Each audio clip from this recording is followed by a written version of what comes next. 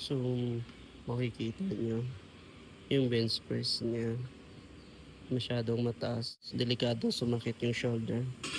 Gagawin natin mamaya, i-approach natin sa side.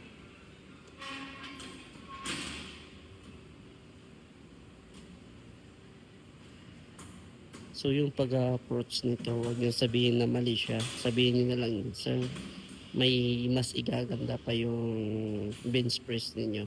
Kasi lahat ng tao kasi may ego. Pag sinabing mali mo kasi sila, hindi nila tinatanggap yan.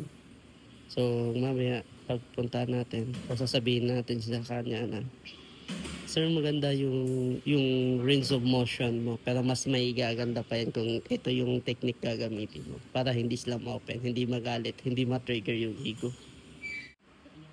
Ah, pag ginawa mo siya, tama yung range of motion, yung baba.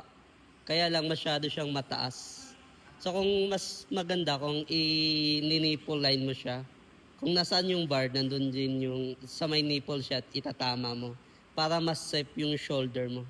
Kasi pag yan tumaas siya, magkakaroon ng problema yung shoulder natin, kaya may pananakit sa shoulder. So mamaya pag kinuha mo siya, make sure pag binaba nasa nipple line yung bar. So tandaan mo na 40 to 60 degree, pinaka-safe yan para hindi ma-injury yung shoulder pag nagbe-bench. Pati sa push-up. So 40 to 60 degree mula sa ribs para safety. Check natin yung bench press nito. Kuha. Sa may nipple line para hindi ma-injury yung shoulder. And up, press mo. Sige, tulak mo.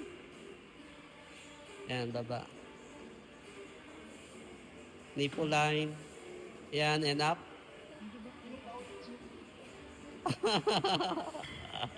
Ayan, dapat sana pag tinaas mo siya.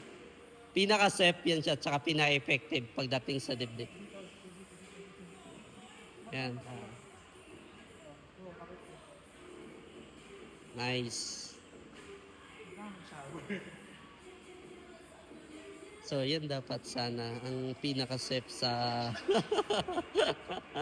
safety talaga yung shoulder ninyo dyan.